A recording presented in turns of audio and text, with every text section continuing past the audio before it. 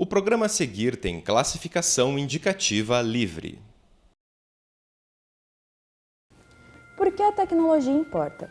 Essa é a pergunta que dá título à tese de doutorado do Maurício Fernando Bozatsky, doutor em filosofia pela UFPR e nosso convidado de hoje no Intese. Nós também recebemos no estúdio o professor Eduardo Barra, do curso de filosofia da universidade.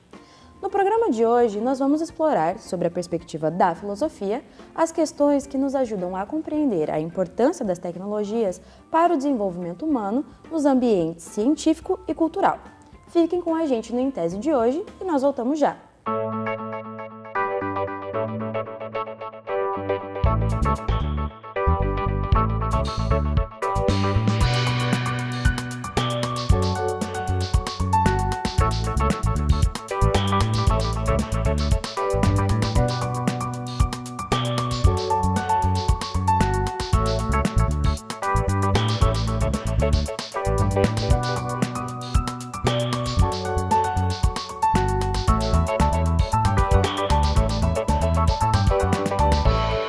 Maurício, professor Eduardo, muito obrigada pela presença no Intese de hoje. Obrigado. E para a gente conversar, então, a nossa conversa, Maurício, até para a gente poder entender um pouco de onde que o teu trabalho está falando. O que é a filosofia da tecnologia? Muito bem. Obrigado, primeiramente, Ana, pelo convite. A filosofia da tecnologia é um ramo, é uma subdisciplina, por assim dizer, dentro da filosofia, que vai ganhar bastante força a partir do século XX, especialmente com Heidegger, que vai tratar a questão da tecnologia, porque o século XX as tecnologias se tornam algo inevitável, né? Algo que não dava mais para se ignorar. Por exemplo, a guerra ficou muito tecnológica, com metralhadoras, tanques, submarinos, aviões. Se você olhar para as grandes usinas que foram feitas, as grandes represas, né? Então, os filósofos, de modo geral, sobretudo essa escola, depois a escola de Frankfurt, começaram a olhar para a tecnologia como um centro de investigação, né?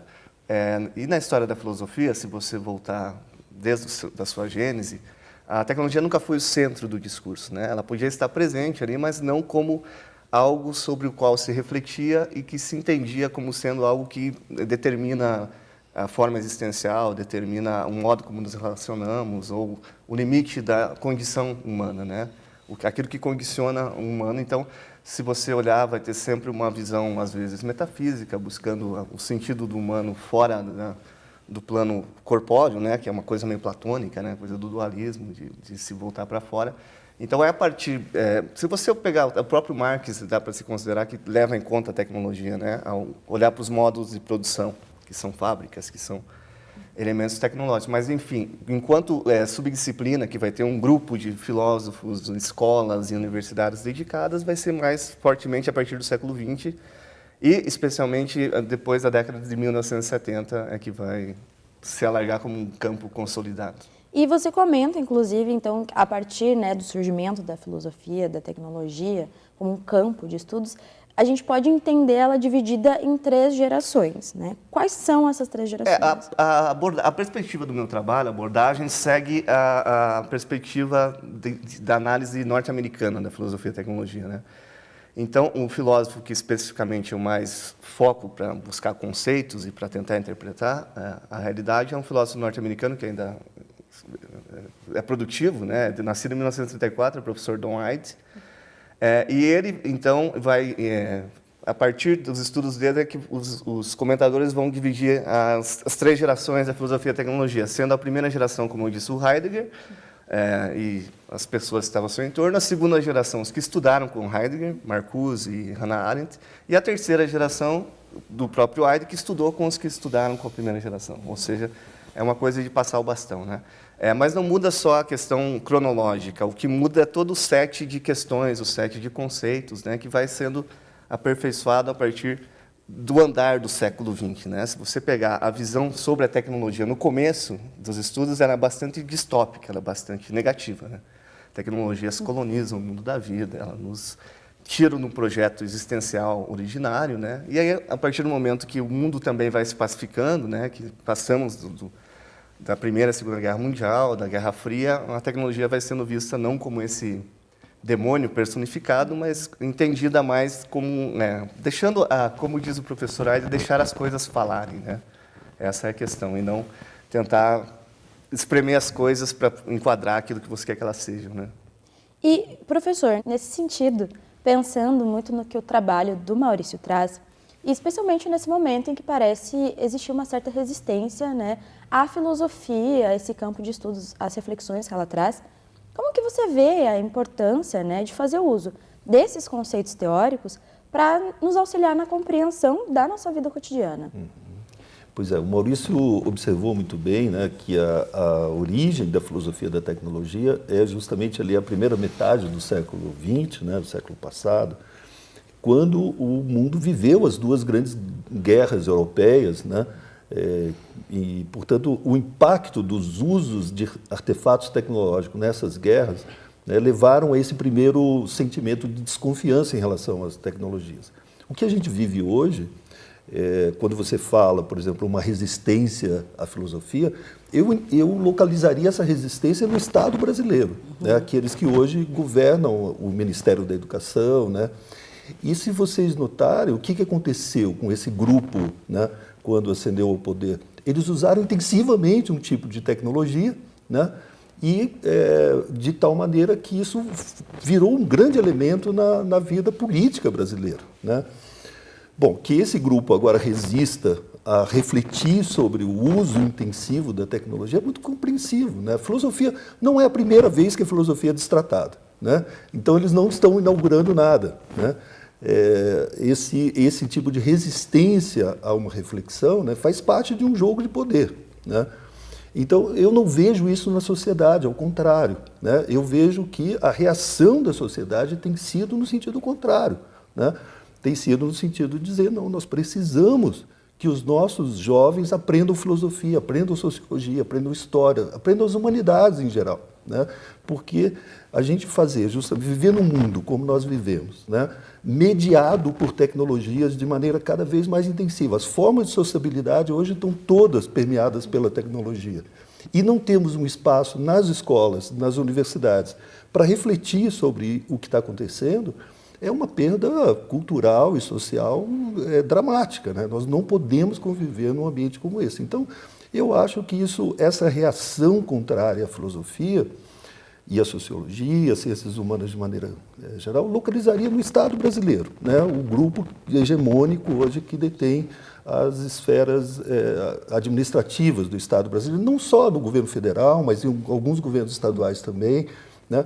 É um momento das nossas disputas políticas, né? E eu tenho achado que a posição da filosofia não ficou nada depreciada com isso. Ao contrário, eu acho que o que houve, quando houve do outro lado uma reação, ela foi muito mais no sentido de valorizar aquilo que a filosofia pode fazer. E, então, voltando para a tua pesquisa, mas a partir, acho que desse local, né, você vai articular, então, 4 questionamentos gerais que estão relacionados ao tema da tecnologia. No caso, o que são as tecnologias, o que elas fazem, o que elas possibilitam e o que elas implicam. Isso aqui é uma pergunta um pouco ampla, mas de que maneira, né, que essas questões vão te orientar ou, enfim, motivam a tua pesquisa?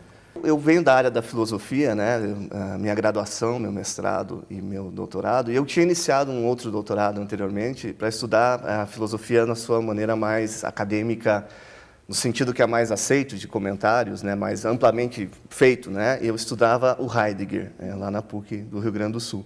Mas aí, por eu ter entrado numa universidade federal e ter outras coisas entraram na hora da vida, eu pude parar aquele doutorado, né, tive a tranquilidade e pude olhar para a reflexão filosófica. E o que eu percebi foi que, de fato, a tecnologia era o que me interessava, né? Por exemplo, se você pegar na universidade onde eu trabalho, por exemplo, uma questão muito grande em relação aos agrotóxicos, né? Em relação à agroecologia. Nós temos um foco lá de pesquisa que é a agroecologia. Então, tem muita ideologia por trás, né? Tem muito debate que você... Mas se você for limpando essas questões, você vai ver que no centro da questão está a tecnologia, né? A própria produção de fertilizantes, por exemplo, né? Existia um mundo, lá em 1900, passava por um problema da fome, né? E aí, na Alemanha, o Haber e o Bosch descobriram uma forma de sintetizar nitrogênio a partir do ar, né? A alquimia do ar, ou seja, há 70% de nitrogênio no nosso entorno, então eles retiram esse nitrogênio do ar e transformam isso em amônia. E as consequências disso, o mundo passou de 1 bilhão de pessoas para 7. Nosso problema hoje não é mais a falta de comida, mas o excesso dela. Todavia, foi exatamente nessas plantas Haber-Bosch, na fábrica de Opal da BASF, que a Alemanha conseguiu fazer fertilizantes, mas também explosivos. Foi o que empoderou a Alemanha, um país recém-criado, e impulsionou para a Primeira Guerra Mundial. E depois eles produziram gasolina nessas fábricas, né? Já com o Hitler, impulsionou para a Segunda.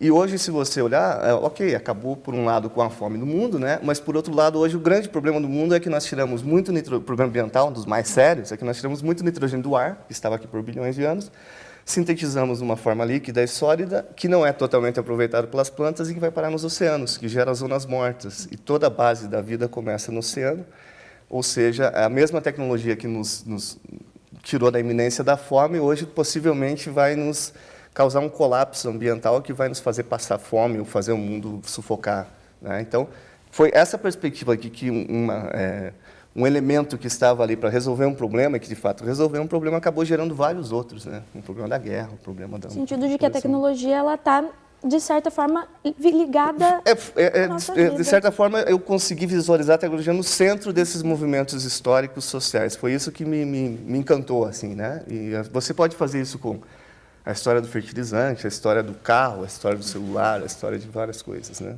E uma das características, então, da tecnologia que permitem essa tua análise, ela vai surgir a partir do conceito de multiestabilidade. Multiestabilidade. Né? O que significa esse termo? Como que ele se aplica? Bom, eu escolhi alguns marcos teóricos para desenvolver essa pesquisa, e o principal, como eu disse, é a filosofia norte-americana, da filosofia, especial o professor Aidt, e eu acabei por traduzir um livro dele, que porque é um tema bastante inédito em língua portuguesa, né? Não está tão consolidado assim a filosofia e a tecnologia em língua portuguesa. Então, eu achei útil traduzir o livro, e é nesse livro que está o conceito de multiestabilidade, que é a tecnologia e o mundo da vida. É porque, se você olhar nas primeiras fases da filosofia e tecnologia, buscava-se, por exemplo, o que é uma ponte? Uma ponte tem um correspondente transcendental, e ela vai ter, em algum momento, um conceito que a define. A multiestabilidade é exatamente uma forma de dizer que as coisas não têm um conceito que as define. O que vai definir é a nossa relação de uso. Pega, por exemplo, o automóvel. Por que um automóvel foi criado? Um automóvel foi criado para levar as pessoas do ponto A ao ponto B. Mas se você pegar e olhar para os dados demográficos dos Estados Unidos, quando o automóvel foi criado, a taxa de natalidade aumentou proporcionalmente aos carros, porque as pessoas passaram a usar os carros, né, para ter suas relações afetivas, né, coisa que era muito difícil de fazer antes. Né, e quem criou o carro não esperava isso. Né. Então, para que serve um carro? Ele vai servir para uma série de coisas e é impossível ter uma definição precisa do que ele é.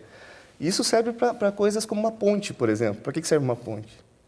Para ligar do ponto A ao ponto B. Mas há pessoas que moram embaixo da ponte, né? Infelizmente. Há pessoas que se suicidam de cima de uma ponte. Ou seja, a multiestabilidade mostra que, conforme o ângulo que você olha, você vai enxergar uma coisa diferente. E por isso que é tão difícil. Né? Por exemplo, o professor falava das redes sociais, que foi usada. Quem criou as redes sociais jamais esperou que isso ia causar a primavera árabe, ou a revolução, ou as fake news. E é um grande problema, né? Os criadores das redes sociais hoje, como o Zuckerberg, estão lidando com isso. Como é que eu tiro as fake news, né? Que não era isso que eu queria, exatamente, né? Bom, no próximo bloco a gente continua a conversa com o Maurício, com o professor Eduardo, os dois do programa de pós-graduação em filosofia da UFPR, para falar sobre as possibilidades e consequências do desenvolvimento das tecnologias. A gente volta já.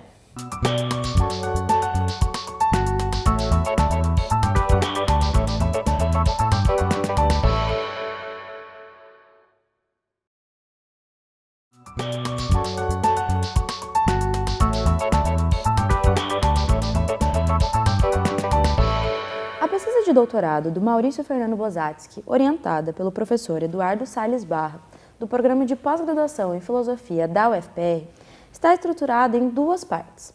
Na primeira delas, o Maurício procura demonstrar as possibilidades que o uso e o desenvolvimento de tecnologias possibilitam junto ao mundo da vida.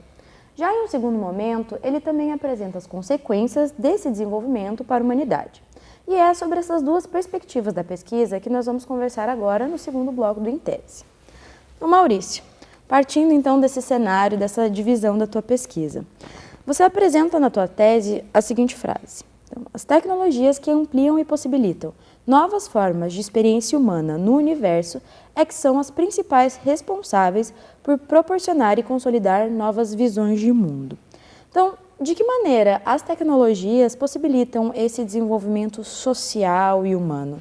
Bem, esse conceito de visões de mundo na filosofia ele vai surgir no âmbito da fenomenologia, especificamente de um filósofo chamado Edmund Husserl, e a perspectiva que eu tomo da filosofia, da tecnologia, é algo que é chamado de pós-fenomenologia, né, que muda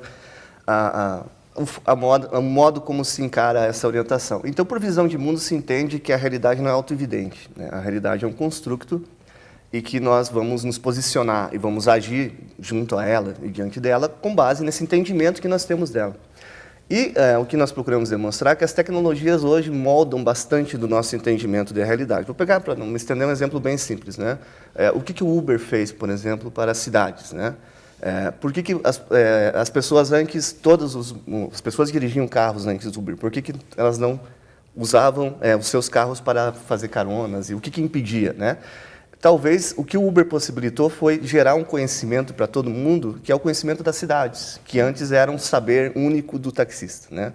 Hoje, por exemplo, se uma pessoa dirige, ela pega lá, liga o aplicativo, a outra chega e diz qualquer lugar da cidade, ela não precisa conhecer, ela não precisa ter um know-how de como chegar lá, porque essa tecnologia vai levá-la. Então, a tecnologia mudou a forma como a gente se posiciona na cidade, por exemplo, né? Eu não sou mais aquele cara que vou para um lugar desconhecido e tenho medo, ou vou me informar. O meu aplicativo me dá todas as referências, diz onde eu posso comer, dormir. Então, esse é um dos exemplos de como nossa visão das cidades mudou, né? Nós nos tornamos mais cosmopolitas, por assim dizer, e evidentemente vai ter consequências prejudiciais também, por outro lado, né? E nesse sentido, então, você vai apresentar as categorias das relações, né, humano-tecnologia, que, de certa forma, elas nos ajudam a compreender melhor como essas tecnologias alteram o mundo da vida. Para elucidar melhor a compreensão sobre essas categorias, a gente preparou um vídeo com exemplos que são retirados do trabalho do Maurício e que nos ajudam a entender melhor essas questões levantadas por ele no que diz respeito às relações que nós possuímos com as tecnologias e sobre como essas relações afetam a percepção da realidade. De que maneira estabelecemos contato com as tecnologias? Como elas alteram a nossa percepção e presença no mundo? No livro de 1990, Tecnologia e o Mundo da Vida, o filósofo americano Don Hyde descreve 4 tipos de relações que são capazes de englobar todas as formas de existência humana tecnologicamente permeadas. Quando usamos um telescópio, por exemplo, para observar as estrelas, estamos incorporando uma tecnologia que amplia um dos nossos sentidos, a visão. Neste caso, então, falamos de uma técnica de incorporação. Já no momento em que lemos um livro, estamos fazendo a interpretação de um texto, que faz uso de uma tecnologia, a escrita. Essa seria uma técnica hermenêutica, associada à interpretação da realidade. E quando viajamos de avião, somos capazes de nos locomover fazendo uso de um meio de transporte que se comporta de forma praticamente independente à nossa existência. Nós interagimos com essa tecnologia como se ela fosse também um ser vivo. Esse exemplo compõe as relações de alteridade da tecnologia. Por fim, na classificação de Don Hyde, temos as relações de plano de fundo, que são essenciais para um grande conjunto de atividades, cotidianas ou extremas, e que estão permitindo, por exemplo, que você assista a esse programa. Esse é o caso da eletricidade. Uma quinta dimensão, não categorizada pelo filósofo, surge ao pensarmos nos progressos da ciência que permitem uma relação mais direta entre humanos e a tecnologia. Podemos pensar nos pesquisadores que têm trabalhado na impressão de órgãos em 3D e estão desenvolvendo uma tecnologia que pode passar a integrar o próprio corpo humano, substituindo partes biológicas, que em termos práticos já acontece hoje em dia com o uso de próteses. E dessa forma, nós somos capazes de perceber como boa parte das nossas experiências são mediadas pelas tecnologias. Professor, na segunda parte, então, da pesquisa do Maurício, ele vai se propor a pensar quais são as consequências da tecnologia para o contexto social, né, de uma maneira talvez mais ampla. Como que a gente pode enxergar esse caráter ambíguo das tecnologias a partir da filosofia? Então, essa ambiguidade da tecnologia, ela por si mesma é uma espécie de motor da filosofia, né? A filosofia, ela trabalha muito num ambiente onde as aporias se multiplicam, né? A gente não sabe se as coisas deveriam ser da forma A ou da forma B. Isso que o Maurício falou, né? Normalmente não são coisas que são autoevidentes, né? O trabalho, vamos dizer, profissional da filosofia, né, é se dedicar a essas questões e tentar esclarecê-las. O trabalho que o Maurício fez é um trabalho exemplar nesse sentido, né, de ser uma tentativa de dar um acabamento filosófico, né, a essas questões que são do cotidiano, né? O filósofo não inventou esse problema, né? A filosofia não inventou esse problema. Então, para a gente pensar nessas questões, Maurício, né, que tem a ver com a tecnologia, você vai desenvolver um trabalho que é extenso, assim, tanto no que diz respeito às apropriações da tecnologia, aí na área de transferência, né, que eu acho que é o termo que você usa, pelo comércio globalizado, pela economia, que trazem impactos para o desenvolvimento, mas, ao mesmo tempo, elas permitem a produção e a perpetuação de uma série de assimetrias sociais. Então, pensando agora por esse outro lado das consequências, né? Qual seria, se existe, um lado perverso das tecnologias e quais são as principais preocupações, né? Acho que são muitas, mas de uma maneira geral, que você vê nesse cenário. Muito bem.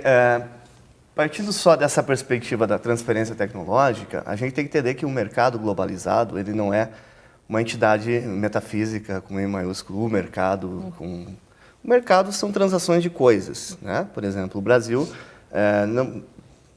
não produz seu próprio celular, né? Nós temos marcas coreanas, chinesas, americanas, né?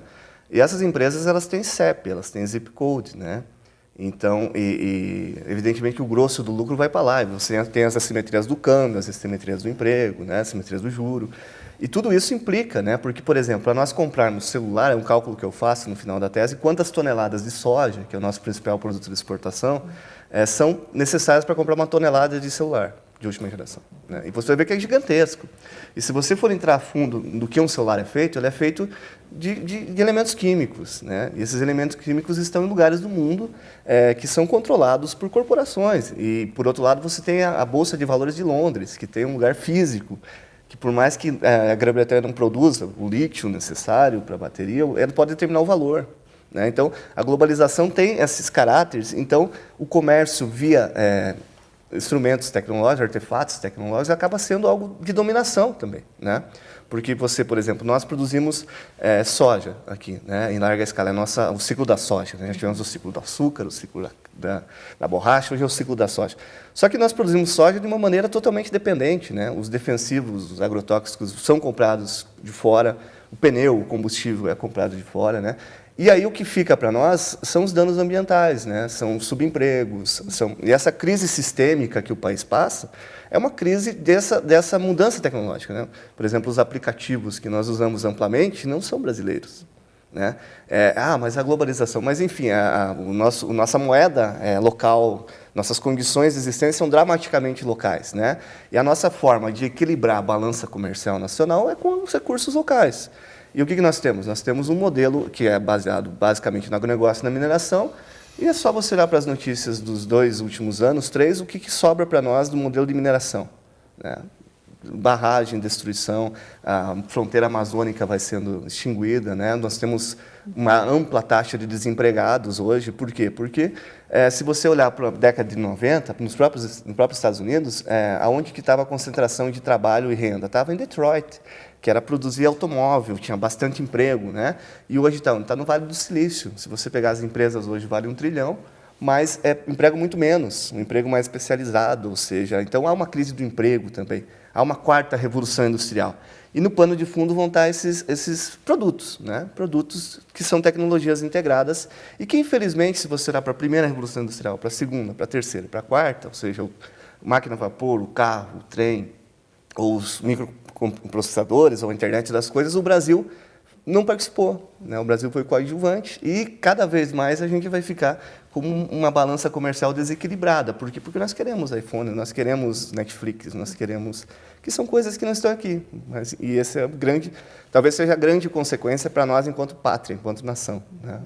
Nós não produzimos aquilo que consumimos. E aí, nesse sentido, então, né, teu trabalho, você diz até que você quer fazer um alerta para a gente poder pensar sobre essas questões. O trabalho do filósofo e da filósofa talvez não seja o de responder questões, mas seja fazer as pessoas pensarem nas questões certas. Né? Isso que eu falo para os alunos. Eu não estou aqui para dar resposta, estou aqui para você trazer mais perguntas. Né?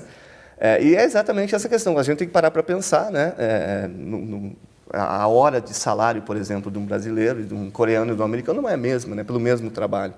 Nossa moeda não é a mesma, né? Então, pensar nessas questões de fundo e talvez se unificar um projeto nacional em torno daquilo que precisamos, né? Não tão radical quanto fechar os portos e a gente se virar com o que tem, mas a gente precisa, sobretudo nas universidades, né, começar a produzir produtos que são efetivamente usados no cotidiano, né?